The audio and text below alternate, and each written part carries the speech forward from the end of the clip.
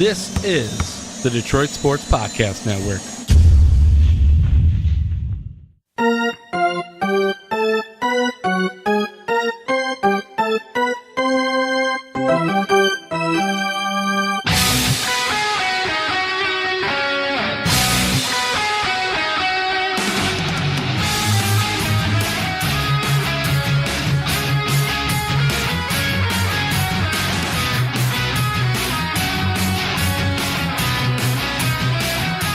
And welcome into the latest edition of Tigers Talk with Chirco and Company, alongside the Doc from Doc and Jock.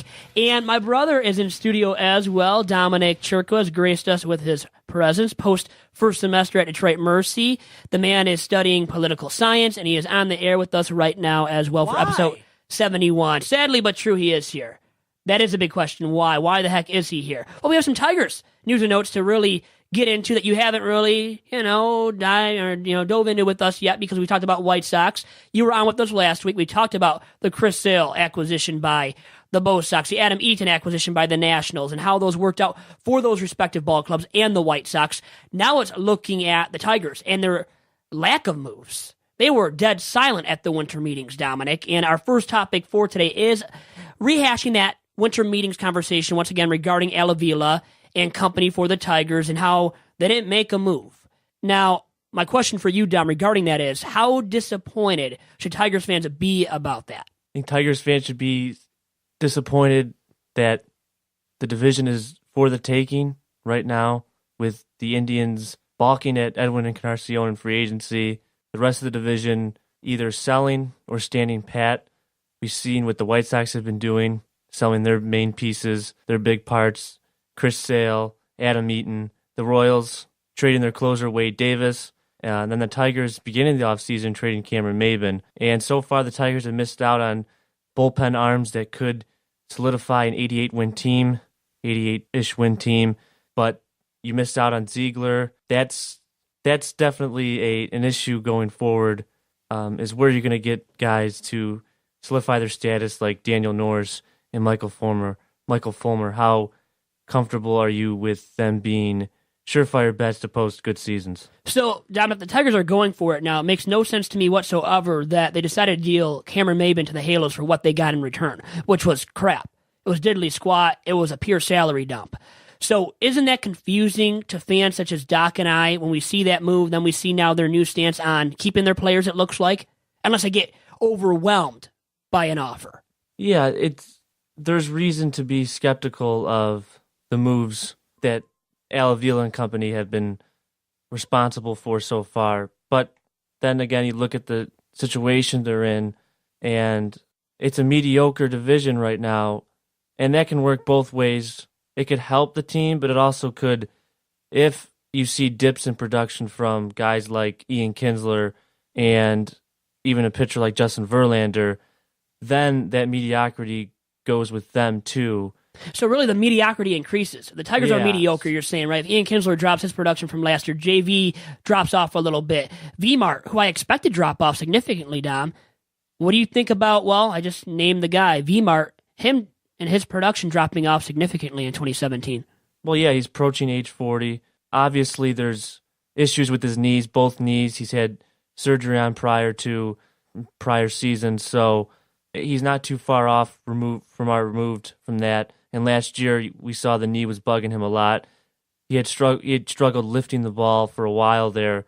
And if he has another setback, that's it. He's got to be done, Doc. V-Mart would have to be washed up at that point. And the mediocrity of the division is why the Tigers perhaps are going for it now in 2017, Doc. And the true contenders in the AL Central, as I wanted to dive into that topic today as well, Dom and Doc. And I don't see many true contenders. I see the Indians, who made the World Series. We got to give them respect for doing that. But how good are they really? Dom and I and my dad, Jerome Joseph Chirco, have had some heated discussions regarding that. You guys really like the Indians still a lot. And I know you're paying them their due respects, really, for what they did last year. There's no reason to fuss over good pitching. Yeah, so the pitching's good. So I'm saying the Indians are good, though. Who else in the AL Central really scares you right now? Because I don't see many other teams. I see the Tigers and Indians. But you guys were kind of getting at, well, there might be another team that slips in there as well. Maybe slips ahead of the Tigers, Dom. I'll say this. I think the Royals, they do have the nucleus is still there. You have Alex Gordon still there. You have impending free agents. You have Mike Moustakas and Eric Hosmer. I mean, Moustakas is a Boris client. They're approaching free agent years, so they're doomed. I mean, they're almost destined to have good years playing for their next respective contracts, and also, I mean, their bullpen should regress, but they liked what they saw at Brent Strom last year, lefty reliever. They still have Herrera in that back end of the bullpen, and what they can do with that lineup, the top of the lineup with Lorenzo Cain, and who knows? I mean, Jorge Soler was defected from Cuba, but the Cubs thought he would be a superstar, and at a ripe age, he's only in his third or fourth season with the Cubs. He would be with the Cubs and the Royals now. I think there's reason to be optimistic if you're Kansas City because they're youthful and their pitching can survive with the rest of the division because the rest of the division doesn't have great pitching. Look at these points made by my brother, Dominic Chirco, so far in episode 71 of Tigers Talk. And it's a reason why Dom and I have heavily discussed this now, that, this man deserves to be compensated as well. And let's bring Doc into the fray here. Doc, I mean, this guy, he's nearing Christmas, needs some money for gifts. He's in destitute. He could use some help, Doc. He really could. What do you say to that? No problem, Vito. Just give him a cut of your new deal. Of the new deal that's been heavily criticized, or critiqued, we should say, by Steve Cementi, right? Did he say something? Yeah, he replied. We said. What did he say? What's the latest? He said, you got to cut Vito loose if he starts demanding a higher chair. Okay, I see where that's going now. We'll have to deal with him maybe later then and call him out for something or another. But you have something else, Doc. I was going to say, Vito, you are a cherished member of the DSP team. That's why you're the highest paid guy. You got yourself a nice 2-year deal. So congratulations to you, my friend. I got a contract extension, Dom. I really did. So thank you to that. And Merry Christmas to everybody that supports me and the podcast network, guys. But I when you guys are talking about the Tigers and you're wondering where they stand in the division, obviously they're not the class of the division anymore. Following that, the 4 consecutive years where they were atop of the division, they've taken a step back. Whether you think it's regarding the talent on the team, whether you think it's the manager that's not helping the squad, but you got to now start to realize what the organization is thinking. And they're thinking along the lines of what you two are thinking, is that the AL Central is not that tough. And you could basically stand pat, and if you get improvement from the younger talent, more consistent pitching, you just land on 1 or 2 more pitchers, then you could focus exclusively on the bullpen. So I would say that right now, if you can solidify and if you can foreshadow Matt Boyd and Daniel Norris taking that next step, now you've got a rotation that can be consistent enough to do the damage to get you into that mid-85 win range. Now, the next step will be, why is it that at this point in time, I don't see any names being bantied about regarding this bullpen? Who's going to come out here besides Bruce Rondon, the Wilsons, K-Rod? Because in essence, what you're telling me is, we have the same problem for the last 3 years consecutively. That bullpen. Shane Green, you're going to try to makeshift maybe Pelfrey and Sanchez in there to try to get some innings out of that bullpen. What I see is, I cannot invest anymore in the Tigers and think realistically they can win a division with that same exact bullpen. They got to bring in someone outside of this, because last year the bullpen was up and down, and there were situations where they had leads and they blew at least 5 games because of late inning meltdowns. So fix this bullpen, and I can understand standing pat with the offensive lineup, with the starting rotation, but to not yet bring in a starting caliber reliever, somebody here that we can say, okay, can eat up a couple innings. You're counting on the same guys that have done the same things the last few years. It's very frustrating. In that, I know Vito's laughed at me saying that Bruce Rondon is not going to be the guy that's going to take the next step, but it can't be Rondon K-Rod. I don't think that's going to be the setup, but I think that's where they're leaning toward, because is Bruce Rondon, if that's the setup, Rondon in the 8th and K-Rod in the 9th, are you going to be okay with that?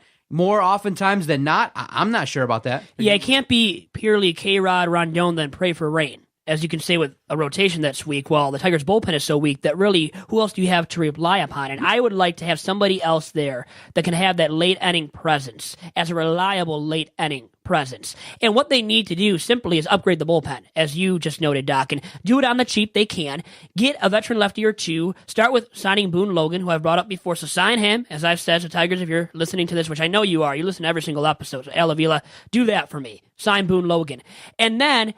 My question, though, for Dominic now is, if the Tigers were to upgrade their pen enough to really solidify the back end of the pen especially and get a lefty or two for the pen in 2017, could they potentially dethrone the Indians atop the AL Central? And also, now, I'm going to bring this scenario up. If the Indians get Edwin and Encarnacion to be their DH in 2017, would the Tigers simply upgrading their pen be enough to dethrone the Tribe? No, the pitching can't be said enough. 1 through 5. How much better, not just the Indians are starting pitching staff is better in AL Central, how much better it is across the American League. When you can rely on Trevor Bauer being a number 4, number 5 guy, teams are, we talked about in previous off seasons how the Indians had the flexibility to trade their starting arms because they had so much depth. And I think that's something that'll get you wins, get you even to the playoffs, and possibly like we've seen the World Series. And another thing with the Tigers is we've seen it it's the same song and dance with having a great offense. And there's been teams that have had great offenses and decent starting staffs, but you have to wonder how good Michael Fulmer is. You have to wonder how good Daniel Norris and Matt Boyd are. I mean, it's easier said than done to duplicate seasons. You don't believe in it happening for all three guys to be as good as they were. Way. But Matt Boyd wasn't that great. Don't you think he could be better, make that jump? Then Norris, if he's healthy, but that's a question mark, right? When we're using the if word all the time, saying if he's healthy, that's really the case with Daniel Norris. That's a scary concern for a guy who's still young, too. Yeah, it's different. The Cubs they were able to rely on veterans that have postseason experience, arms in the past, like John Lackey. You kind of knew what you were going to get out of John Lackey. He was going to give you innings. He was going to be a workhorse for you. He was going to give everything he had, and he was going to put up decent numbers. Fulmer, there's so much volatility between Michael Fulmer and Daniel Norris. Obviously, I can't take anything away from what Fulmer did this year, but rookie pitchers have dwindled in the past. I mean, DeJuan Brazelton had a great rookie year with the Rays. Where did he go after that? You're saying he might be due for a sophomore slump. Sum it all up. Yes. Now, what's the biggest Christmas gift that you could give the Tigers then? It sounds like they could use maybe even another veteran starting arm. And I would say right now, the more glaring void, I think you'll agree with me too, Dom, is center field. If they could get an all-star caliber and really just a serviceable center fielder at this point. You're going to have a platoon with what? Maybe Jacoby Jones, Tyler Collins, who said F you to everybody, probably would say F you to all of us right now as well, even though it's almost Christmas. He doesn't care. No care in the world. He's not in the giving and he's your center fielder? Season. No, he don't care if it's the holidays or not. But yeah, that's a glaring void for me that they have to resolve if they want to contend in 2017. If they do that, though, Dom, now here's another question. Do the Tigers become legit contenders in the Central? If they get that center fielder, who's, an upgrade over Collins and then Jacoby Jones? You got to see, I got to really see who it is. I mean, Charlie Blackmon's available on the Rockies. They've been in talks with other teams. The Rangers have been one of the teams in talks with the Rockies. We'll see, though, where they go.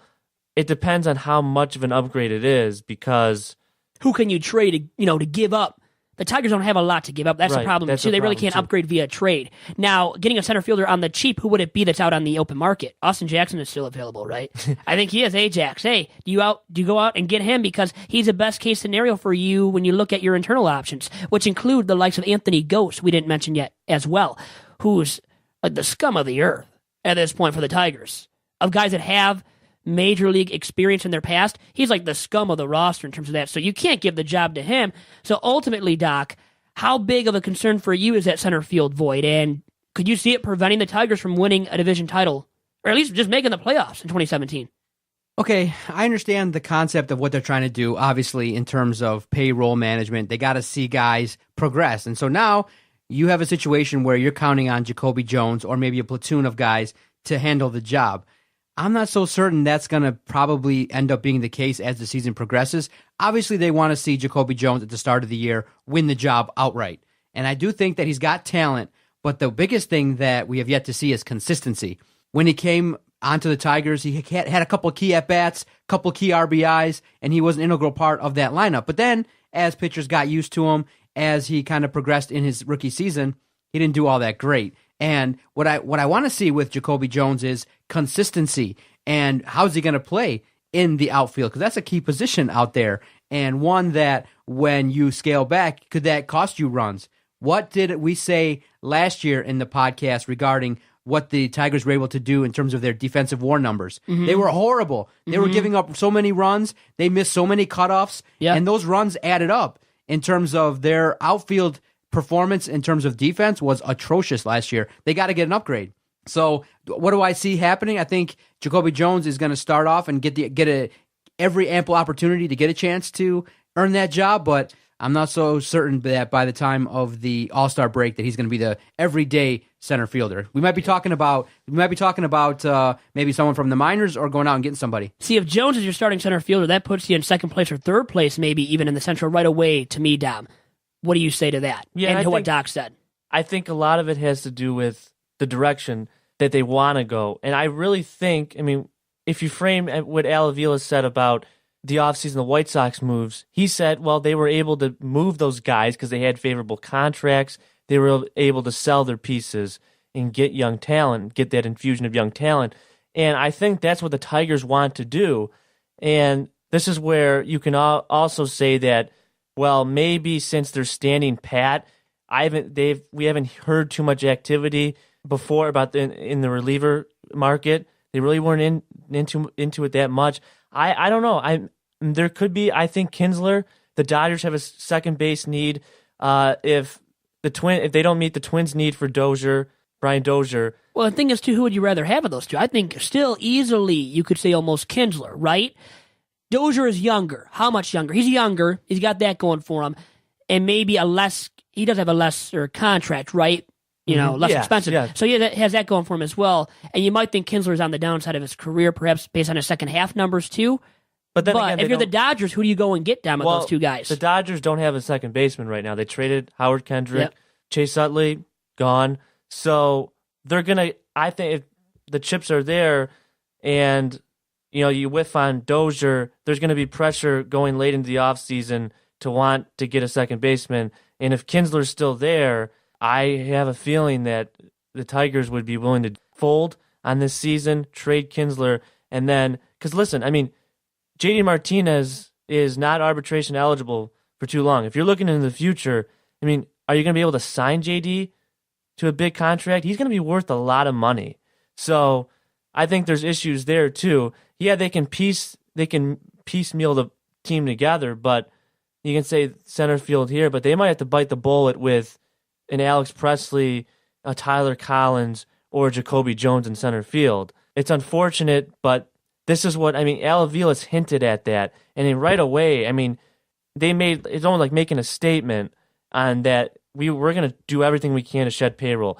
And the Cameron Maben trade was the biggest signal to that. So, and that's not enough, right? If you're going to completely shed payroll and get younger, you're going to have to move other pieces, such as Kinsler. And your point is that if the Dodgers whiff on Brian Dozier, who will come cheaper, they better go and get Ian Kinsler. There will be so much pressure on their front office, on Andrew Friedman and their front office to make a move because they're going for the World Series in 2017. They have World Series aspirations. They can't fall short because of a glaring void at second base. Yes. And Dozier's price tag is higher than Kinsler's right now.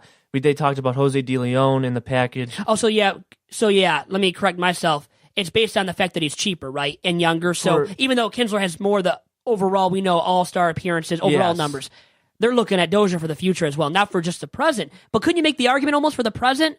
It is Kinsler, and if they're going for it in 2017, you want to get Kinsler, who's better with the glove, for sure, too, than Dozier. At least as of right now, maybe not long-term, but what do you say to that, Dom? Well, he did have back-to-back 40 home run seasons, so... But overall, based on everything that he's done and what he has shown the ability to do the last two seasons, even Kinsler, which is the all-around package more than Dozier. That's how I would sell. That's how I would sell you sell that to the Dodgers if you're Avila, right? Right. Yeah. And I think that's what I think that's why the Twins are reluctant, because they're going, they started their rebuild last year, and they have some studs. I mean, Nick Gordon's not up yet, but they got Byron Buxton, who improved markedly in the second half last year, and they might keep Dozier around for that part of that rebuild, just like the White Sox might keep Abreu for a part of their rebuild, and then they'll go from there. But yeah, good point. I think Kinsler is more likely than Dozier at this point. Now, you just clicked something else in my brain here. You brought up the White Sox, what they might do, how they might keep Abreu, you said, as part of the rebuild. How about keeping Jose Quintana, who the Yankees now supposedly love, and they have the pieces to get him? What do you think about that possibility now? Well, they're going to trade him if the Yankees give him what they want, and that's... What are they looking to get? Well, it might be, they might have to dump the guys that they're going to want.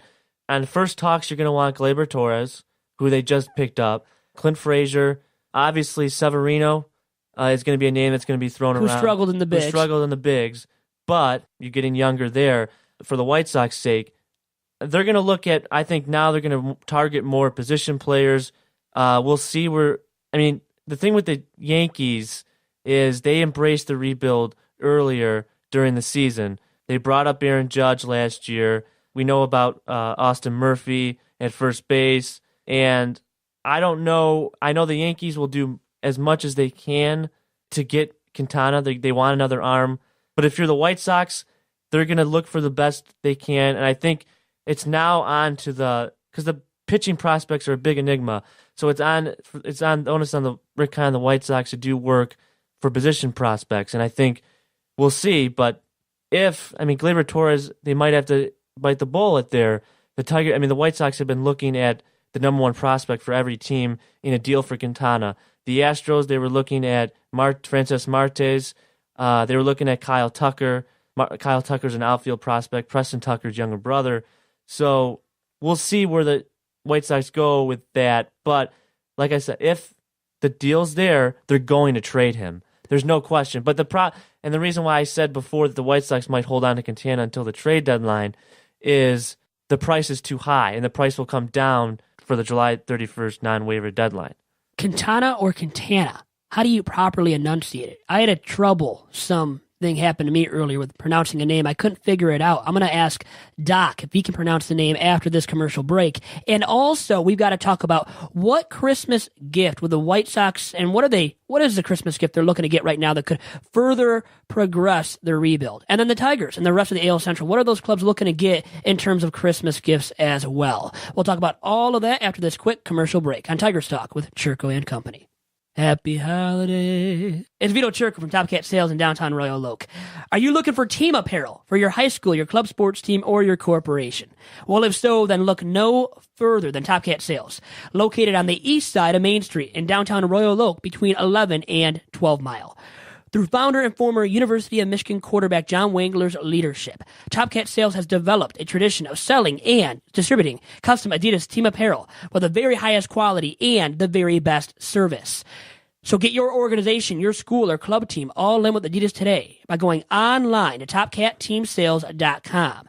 Once again, the website for Top Cat Sales is TopCatTeamSales.com. And remember to follow Top Cat Sales on Twitter at Team Top Cat. And Vito, I hear a little rumor buzzing around that during the Quick Lane Bowl, you might be hanging out at Top Cat Sales Suite there, having a good time. I will be. I will be very much so. A great sponsor of ours. They take care of us here at the Detroit Sports Podcast Network, and it's always great to have great sponsors. And Top Cat Sales definitely has taken care of the DSP network, and it's a great thing. And you're looking forward to hanging out. And what are you trying to accomplish there at the suite? Maybe get some more guests for the network. Potentially get some more sponsors. Maybe network a little bit. Maybe networking. You know get some sponsors for the network. Yeah. You know what I want you to do as a challenge?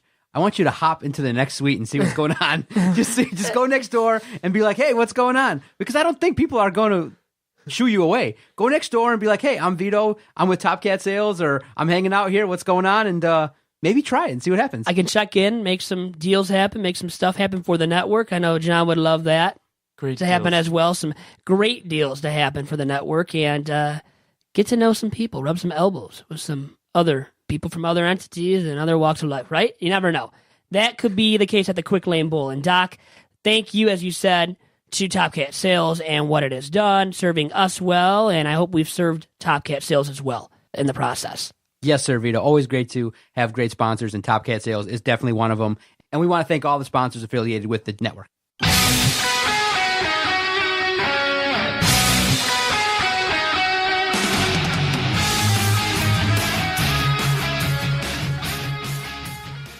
And back on episode 71 of Tigers Talk with Chirco and Company. Before the break, I hinted at or said the possibility of Doc having to enunciate a Major League Baseball player's name, and the first name especially gave me trouble earlier. Now, this guy is a catcher, formerly of the White Sox or the Blue Jays, of many teams now. His career spans a lot of years. Now, Doc, you've been given the name without the enunciation, and I wanted to see how you would pronounce it with your first glance at it. The first name, okay, especially. I got the card here, and just looking at it, I would go with Dioner Navarro. That's how I would go with it because... Dioner. Yep, Dioner. Is there a way that you would think differently? Dioner. I said Dioner. Vito said Dioner. Dioner Navarro. That's a little highfalutin there, Vito. Yeah. Why would you think that? I was thinking there might be some kind of... I told him, mind you, I told him before how to pronounce it.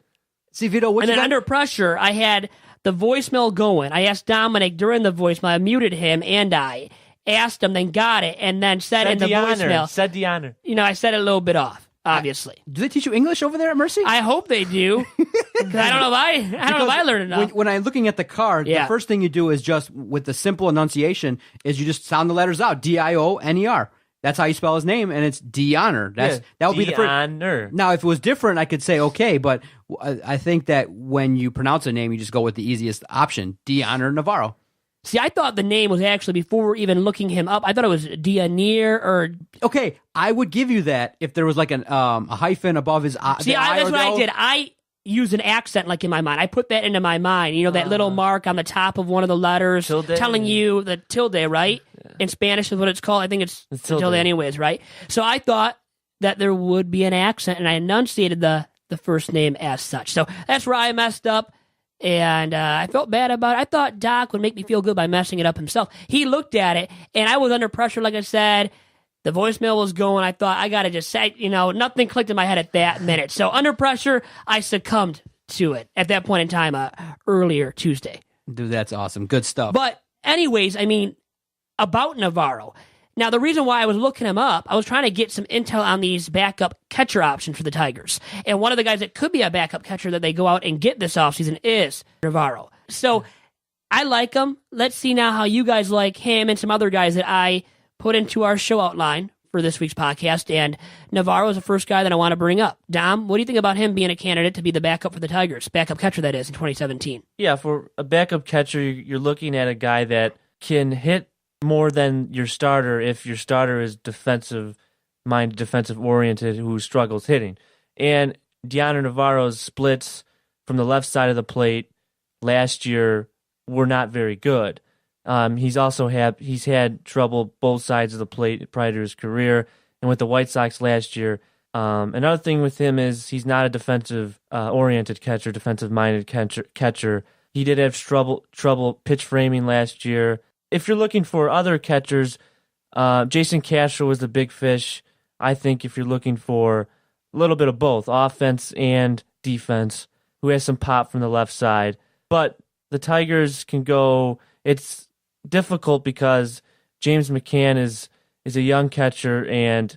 Do you believe in James McCann, Dom? The year before, we saw... Did you just... I cut you off, and you cut me off? I have the right to cut you off, okay? Joking here as it goes to silence. But I guess you can finish your point. Go on, Dom. Well, and you know my question now, too, I think, right? You heard it loud and clear? No. So you were thinking about your own stuff there, as you should be. I had to ask you about McCann being the full-time starter, if you believe in him as a starter for the Tigers in 2017. Well, we saw it the year before that he hit his first home run. He had the couple months in May and June of the prior year where his offense looked like it was coming around. He looked like, obviously, he was up. People thought maybe Rookie of the Year at that early onset of the season, but he couldn't. He had trouble really making contact swinging and missing a lot. And it was really a theme for all the Tigers last year. But he's young enough, and you got to take your chances. If Kurt Suzuki is probably the guy I would go after. He's a top flight option right now for the Tigers. They're going after a guy who has veteran savvy, hitting quality too. Can hit a little bit as a backup. But question for Tigers is, can they get him? Because are they willing to spend what he wants? Because he might be looking for a nice deal that includes him being a full-time starter. They can't guarantee him being a full-time starter. Do you think Suzuki's looking for that? Because if so, Tigers don't get him, right? I mean, it looks that way at least. Yeah, that's an issue because Suzuki, there's teams where he could go. I mean, Colorado has 2 young catchers right now. We don't know where they're going to go there. Arizona's another team that has Tuffy go switch. The young catcher there.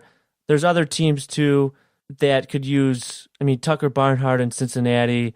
I mean, there's catchers on other teams, but if you're looking, he's going to want to play. He's going to want to play more, and so kind of it eliminates the Tigers from consideration for him probably as he looks for a new ball club. I don't know if it eliminates consideration completely because last year he wanted to play with the Twins last year, and he didn't catch as much. They had him DH a lot, giving other guys chances too. They moved him around. I think he might have played a couple games at first base. But for him to distribute his talents the most to a ball club, it's hitting. You think he wants to be a starter too, probably, to distribute his talents to the fullest for a ball club going forward. Well, he wants to be a starter. I would imagine the starter at catcher, not another position, right? You probably can't. You wouldn't guarantee him a spot as a full-time starter at DH. He can't be the starting DH every single game anyways. He's not good enough as a hitter. But you're saying as a complimentary option to James McCann, he's never going to be very serviceable. He's never going to be a defensive replacement. Let's just say that. So his defensive metrics aren't there, but hitting-wise, his stats are there and good enough. Let's just say that to be a backup. A very nice complimentary piece to James McCann, who struggles at hitting. And there is a question, the looming question that will hang over the Tigers' heads, and McCann's head specifically for a while now. It's if he can hit. That's the looming question, looming over the Tigers, hovering over the Tigers' head. If you're the Tigers, why not? If McCann... Well, if you find out that Suzuki wants to, it's fine with being a backup. You can get him for the price that he wants. Suzuki might end up getting more PT if McCann struggles. You're saying, so I wonder if he wants that guarantee, though. If he wants that guarantee that he's starting right away, he can't get that from the Tigers. But McCann, if he has that inclination in the back of his mind that, hey, McCann might struggle as he did in 2016, and then if he does, I can become the starter, maybe that would intrigue him enough to take the Tigers' offer. Thing is, Doc, I've heard now recently the Tigers aren't willing to pony up that much for a catcher. And because it's going to be a backup, I heard they might even be out of the market for Alex Avila, of all guys. Didn't you just see that yourself? That makes no sense. Like, how much do they really want? The guy's concussed all the time. No offense to him.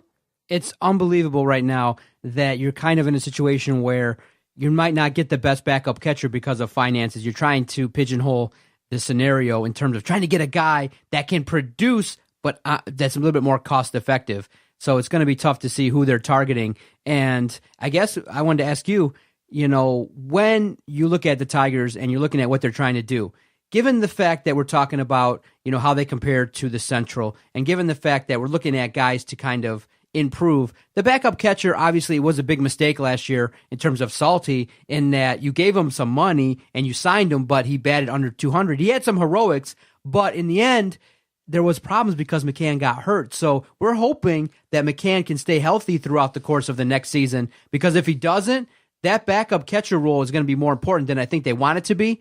But it's going to be important that James McCann take the next step and play at least 100, maybe to 100, 120 games, and limit the time that's spent by the backup, because what was going on was, and you saw it, James McCann struggled.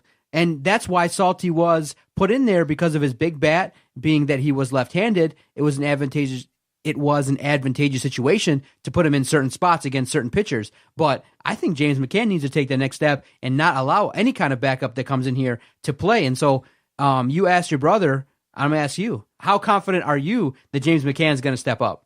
I'm going to use one of your great words used today, advantageous, which I like. I never really knew how to say that either. They didn't teach me English enough at Detroit Mercy, so it's a struggle there. Not criticizing my university, my alma mater that is now too. But to answer your question, Doc, I would say I am not that confident. I saw what he did at the plate in 2016 and did not like it because I would become nervous as a Tigers fan watching him come up to bat in a crucial situation late in the game or with runners on, 2 runners on. It was always where you were concerned that he could come up with a timely hit, Dom. It seemed like that left and right that he wasn't coming up with it. Now, he had, like a 2-week span where he was a very clutch hitter, though. Clutch. He might have a little bit more of the clutch gene than you think, and that I'm giving him credit for. But the thing is, it's about consistency. As an everyday starter, you need consistency out of his bat a lot more than a guy that hit last year? Under 250. And at times during the season, it looked like he was a batter that could barely hit 200. And that's a big concern I have. Can he hit 250 at least? If he can, he can be a serviceable starting catcher. Not an all-star catcher, but we don't need an all-star starting catcher. We need a serviceable starting catcher. McCann maybe can be that, like he showed more in his rookie season than last year. But still, it's once again using that word, the if word, with him. If he does hit well enough, if he hits, as I said, at least 250, then he becomes serviceable. And that's because he has a McCann. He does. No lying about that. But no, Dom, Brian McCann, that was his nickname. He had it, but now who's the true McCann? He never could throw out runners like James. Okay, so James has it in the bag in terms of who deserves the nickname. But anyways, to answer your question, Doc, I think you can presume, now everybody can presume, that I don't truly believe in James McCann being the everyday starter. And that's why your point is valid, and everybody who has brought up the point that they need a solid backup catcher. All those points about that are valid, because they do, because of what we noted about McCann struggling at the plate. And that's why you probably can't commit to a Jared Saltalamacchi again. As you noted, Doc, he wasn't very good outside of his clutch home runs, and he hit a lot of those. But towards the end of the year, when they needed his bat to be productive, when McCann was struggling, guess what? Salty's bat wasn't productive either. But the options at backup catcher you can get, it's Kurt Suzuki and then a lot of other guys that really aren't attractive options. A 36-year-old Ryan Hannigan, who I talked to the agent of as well. He didn't want to talk to me, Doc. He didn't want to talk about his current free agent market. So that pissed me off. Are you? I'm looking right now. I'm trying to make sure that Doc is listening, by the way. I'm listening. But Ryan Hannigan was a guy that could have been an option. And are you looking at the options right now, Doc? Yeah, I'm looking at, right now across CBS, across Major League Baseball, TradeRumors.com, they're calling that this year, in terms of free agency, is pretty light. It is. And they ranked catchers as pretty bad, and they only listed 5 right now. You got Matt Wieters. Catcher. Wieters is the best, yeah. Wieters, ranked number 2, according to CBS. You got Wilson Ramos from the catcher from Washington Nationals. Well, we haven't even talked about those guys because we think they're out of their league, out of their market. And Wieters is definitely, Jason Castro. Who's already, the Twins, Alex Avila might be the only option, or Kurt Suzuki. Well, see, that's Dom's guy. Now, let me offer you a few other options. How about... Because look at the market. He could be anywhere from about 8 to all the way up to 8 to about 16 million. Who is that? Wieters' market is probably 16. He's probably 8 to 12 Suzuki. Well, that's a lot of money for Kurt Suzuki. He shouldn't be getting north of 10. And he's your backup with the Tigers. You can't offer him that much. That's why he's out of the Tigers league. He has priced himself out of the Tigers market right now. Catchers. I'm saying because I think Wieters' market is about 16.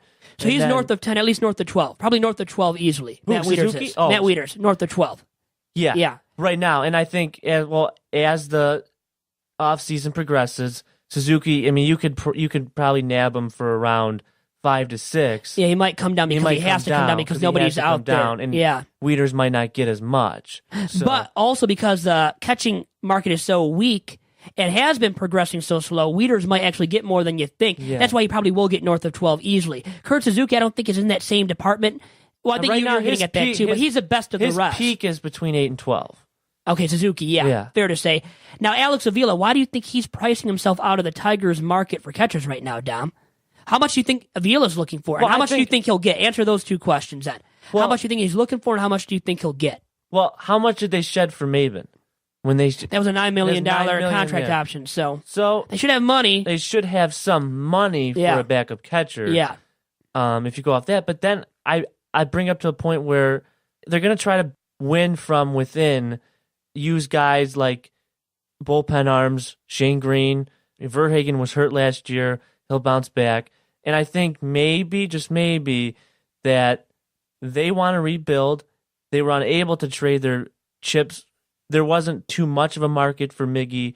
There wasn't too much of a market for JV unless the other team took on payroll. So if you put that into the catcher perspective, well, we're going to try to build from within. And so John Hicks is the man. John Hicks Only might two be catchers the right now man. are on the roster, Doc. That John Hicks, who played for the Mariners, right? They got him from the M's Dom as well. He's been a journeyman catcher, really. Not productive at this stage, never really was, honestly. And then James McCann. That's why you need a backup. You can't rely upon John Hicks. We know that much. And the other options I wanted to note for the catching market are the likes of Brian Pena. And I bring him up because brought up Gianner, too. Gianner Navarro. Gianner Navarro is probably the best of the rest after Wieters and then Kurt Suzuki. But Navarro, could his price be out of the Tigers? I think he's about 5.5. Could it be out now. of the Tigers market too, though, Dom? He's about 5.5. Okay. There's guys probably just north of 5 that you could get him for 5, nab him for 5. The guy, and those have to be the Tigers guys. Probably. Those are going to. That's what they're looking be the at. Tigers guys. Are probably a little bit even under now. Yeah, I mean, if you can get a guy for $1 or $2 million, go ahead. Well, my question is, Jared Saltalamacchia, do you consider bringing him back? Then he was as bad as he was at times, as good as he was at times, in the clutch especially. Do you bring him back then when you're desperate? If they're really rebuilding, not banking on winning in 2017, Doc, do you consider bringing back Salty for $1 million or $2 million? No, I see that. I'm just looking at what's going on in Toledo. They do have a prospect who's ranked number 27 in the organization, Grayson Grenier. Yep, he's 26. I think he's 24 years old. He was third-round selection in 2014. Came out of the gates hot, and unfortunately, he regressed in 2015 because of a bone injury in his left foot, or a bone injury in his left leg. So I do believe that he's got some decent numbers. Batted around 290 last year. Maybe you give a guy from the minors a look. Well, the thing is, I think you might have to if you're looking at as your other external options being Brian Pena, who, no offense to him, we might have him on as a bone injury in his wrist. His wrist, and the wrist can really affect you though. You need those as a hitter. So now, like I said, Brian Pena, Alex Avila, Saltalamacchia, Kurt Suzuki, Navarro, Wieters. There are some good guys at the top, but they're not going to get those guys. So if you miss on all those other, like the second choice, third choice guys as well, which are the likes of Brian Pena, Avila, a little bit higher than Pena, obviously, on the totem pole. If you miss out on those guys, then you got to get Salty, who might be going, if you can get him on a minor league deal, let me spin it that way now. If you get him on a minor league deal, though. No. Still no. You can't, no. When your batting average is that poor, you don't have a comeback year. And so I think what we're talking about was a lot of free agents to bring in, and what has to happen, and the philosophy for the Tigers in order to compete year in and year out, and to really solidify themselves. Look what the Cubs did. They made some moves to solidify the minor league system. They brought up guys. Why is everybody raving about the Cubs and not the White Sox? Because what's going on with the Cubs is they bottomed out. They lost, remember, 100-plus games in the first season, in the first go-round with Theo Epstein. Everyone's like, okay, but patience, and everyone gave him the time, and he added talent. And what's going on? The average age of the Cubs is under 26 years old. A lot of guys that have yet to reach their prime. And so that's what we start to need to look at with the Tigers is fill the minor leagues with talent. So when we talk about, hey, who are we going to get in the bullpen? The only name that everyone pops up is Jimenez. Okay, anybody else that is a top prospect? Not anybody that you're really like, oh my gosh, is going to come up. Drew Verhagen's probably going to come back and get another look and see what he can do after his injury-plagued 2016 season. But what you got to do is you got to be able to say, hey, if Miguel goes down, if JD goes down, if Upton goes down, you got to be able to pluck guys from the minors. And when they did that in the last year, nothing happened. Nobody really came out and was outstanding for a prolonged period of time. And that, I think, is going to be Al Avila's biggest test in the next few years is get some young talent. And that's why, to answer your question at the beginning of the podcast, it's more disappointing right now that Al Avila couldn't make any moves because basically, in essence, nobody wants our guys. Right. So we got to roll out with the team that we got.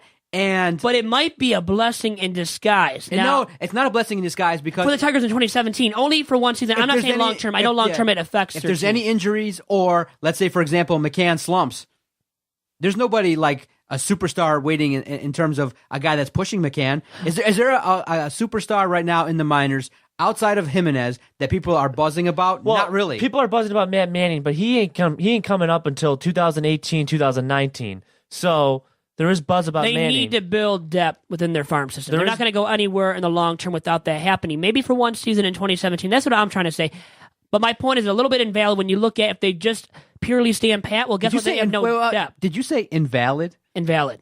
You invalidated one of my points. No, I'm saying my point. I said my point might be invalid. Okay. I know you're jumping right to because I criticize them here and there, and it's the holidays now. I can't do so as much. Sorry, Doc. But anyways, my point was that my point could be invalidated when you look at the fact that if they purely stand pat, well, they don't have any depth. So in case of an injury to James McCann, as really Doc just nailed it on the head, right? He did. That even if you go with my method, which is going with the roster as is, you can maybe win, but if you have injuries, then you don't. Then you really do bad, and then you didn't get rid of anybody to build for the future. So then you're kind of tanking without even, you're still with that major league roster that's a lot of money. So your payroll's high and your team's doing sucky. That You wouldn't don't think it equate right to now? a good business model. You know what I'm thinking right now? As we What is talk that? about bringing guys up from the minors, I could have got Dom to do this podcast cheaper and kept more of the profits. You could have made a lot more money in 2016. And now you won't make nearly as much money because of that in Now, 2017 as I well. could be like, you know what? In 2 years, I'm just going to go recruit Dom and just offer him a little bit less than you. And, unfortunately, you got to look at that. You're bringing in the competition here. Yeah. Let me just say two things. RELAX, relax. Aaron Rodgers said it first and best. And also, good luck with Dom. Anyways, Dom's a great guy and a great White Sox guy. He has black on a black Adidas shirt, but it's probably black because it's the White Sox colors. So, No, anyways, I'm representing Top Cat Sales. and he's representing Top Cat Sales very well as well. Now, from this, I know we keep rehashing this topic about the backup catchers, but of the guys available right now in the open market, if you had to choose from my list of guys that I sent both of you before this week's podcast, and the list consists of Alex Avila, Navarro, Diana Navarro, Brian Pena, Deanna, I know I keep saying it wrong still, Deanna Navarro, Brian Pena, and Jared Saltalamacchia, and Deanna Navarro. Once again, who would you pick from that list of catchers, Dom? If you had to pick one of those guys to be your backup, and you knew you could get them $4 or $5 mil or less, which is probably what the Tigers once again are looking at as the price tag for a backup. Yeah, if you're catcher. looking for that, I mean, Avila might not get as probably Alex Avila because if he he's it's nepotism, Dom. That's wrong. You know it's what the wrong best- in this. I mean, but he I'm averaged. joking. He Yeah. averaged And familiarity with the staff, and you would like He to. still would have that going for him, I think yeah. he could tutor, he could mentor McCann, and he could be really a good fit for really working with the young pitchers in bullpen sessions, like like Norris and like Boyd. So you'd like to bring him back, but if the numbers don't match up, yeah, offensively he's hit or miss. He's on the tail end of his career, but. It's one of those situations. We'll all be curious to see who the backup catcher is going to be in 2017. It's a position of need, and we'll see who the front runner is going to be as the months progress. Problem is with the Avila, I love him too, but 67 games played in 2015 with the Tigers, only 57. 10 less than that in 2016 with the White Sox, Dom's White Sox.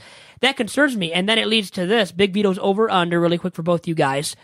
Over or under 70 games from Alex Avila, no matter which uniform he's donning Under. in 2017.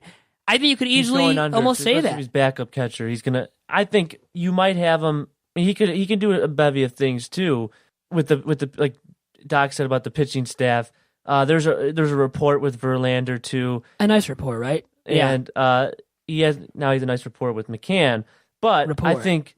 I like that word. No, I like that word. I like that word now too. Uh-huh. And advantageous. And Deanna Navarro.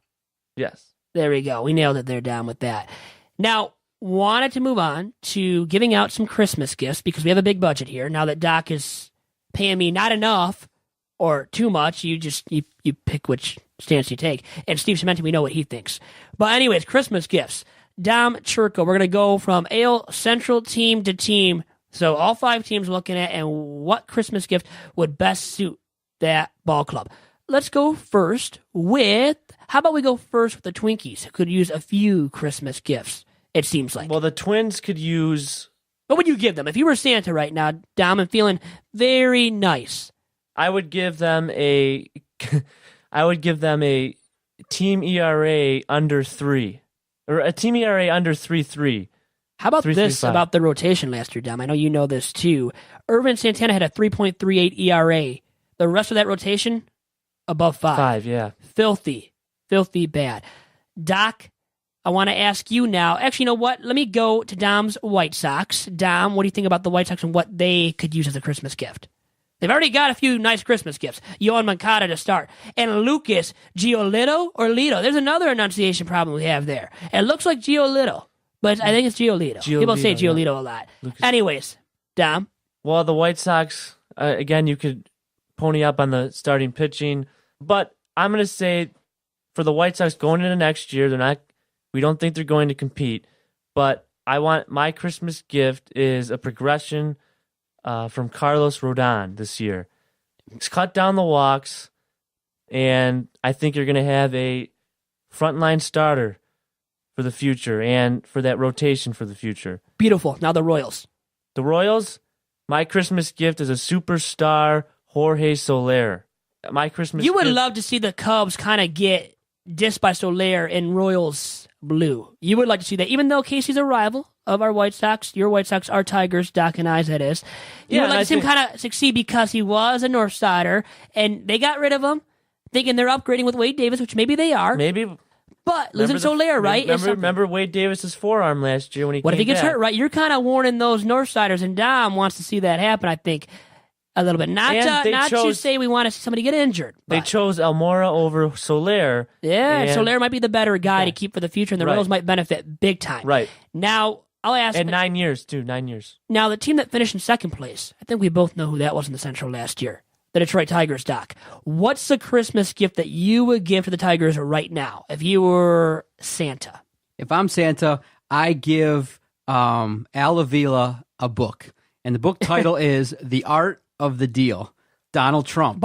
Maybe by Dave Dombrowski. Dom says, I can't hear this. He can't hear anything about Donald J. Trump. At least you didn't say Donald J. Trump. The Art of the Deal by Donald Trump, because right now it's all silent, nothing going on. I don't even know if anyone's calling, if anyone's making a serious offer. So Al Avila, so far this offseason, I'm not impressed. So I need to get him a book on closing deals and making good ones, because Dave Dombrowski goes over to Boston and he's adding talent. It's killing it, yeah. And we can't even get rid of talent. It's not a good look perception-wise. Whether or not it's designed or not perception-wise, it's not good. So he's getting The Art of the Deal by Donald Trump. Did he go by Donald J. Trump in his byline for that book, though? I wonder if he did have it appear Well, as that in the book. his editor said some of the stuff that was said was this true. Of course, the truth was stretched. Misconstrued. Everything. As usual with Donald Trump. But we love him here. Yeah, we do, guys. He's our next president, so we love him. Dom, he's jolly old St. Dominic. Not St. Nick. We got St. Dominic here with us. And you got to deliver a nice gift to the Tigers, Dom. What would that be? Because you love the Tigers, so it's going to be extra nice, I know, too. I think a nice gift for the Tigers is more financial flexibility going and by way of trading Ian Kinsler. That's my Christmas gift. And you might not think, oh, well, we're trading Kinsler, but trust me, Kinsler would be the first domino of many moves to come for the Tigers. They can get younger. They don't have to worry about their organization, their thin system much longer. And that is my Christmas gift to the Dodgers. You might get an infusion of talent there. I say a Christmas gift for the Tigers along those lines, but by the way of a new owner or new ownership. Maybe Dan Gilbert and Tom Gores come together, unite, and buy the Tigers. I would like to see something like that happen for the ownership of the Tigers going forward, because I don't think Chris I wants to win, as we've gone into that topic many times now on this podcast. Doc, now, the Indians. We have the Indians left here. A Christmas gift for them from jolly old St. Dominic we'll go with once again to start off for that one. Dom, what do you think you would be giving to the Indians if you were Santa? I would give them a clean bill of health for all the starting pitchers, all their injuries that they endured last year. Boo the Indians. Well, I'm not going to give anyone coal, so I gotta spread the love to them too. A clean bill of health. And that goes with Brantley too coming back. And if they re-sign Napoli, hey, they might not have never needed an Edwin Encarnacion. You know what I'm giving them? I'm giving them a tape of the 2016 World Series where they had a Game 7 at home and they choked it away in terms of a great comeback. Rajai Davis makes it a tie ball game, and it rains, and who comes away with the victory? The Chicago Cubs dancing on their field. So I'm just going to let them relive it over and over again. They get a copy of the MLB first edition 2016 MLB World Series video. I've delved into enormously about how I believe the Indians overachieved extremely in 2016. So I'm going to say, as a jolly old Saint Vito, the Indians, I'm not allowing to get back to the World Series, as I don't think they will anyway. So I'm going to give them a bag of coal. Okay, so they can take that to the bank and enjoy it as much as they can, because coal, you can't really enjoy it, right? Anyways, but hopefully you enjoyed this week's edition, this pre-Christmas and holiday edition of Tigers Talk. Guys, thanks for all the time. This year, it's the last one for 2016. And one big announcement, I have talked with Brian Pena, a guy that we noted as a candidate for, a backup catcher for the Tigers in 2017. Talked to him about coming on the podcast as a guest in 2017, Doc. So he might be on late January or early February. Yes, sir. Let's keep it moving. Great year in 2016. Let's keep it moving in 2017. Tigers Talk every Wednesday on the Detroit Sports Podcast Network, DetroitSportsPodcast.com. Absolutely. Support us. Merry Christmas and a Happy New Year as well. Thanks, guys. Have a good one.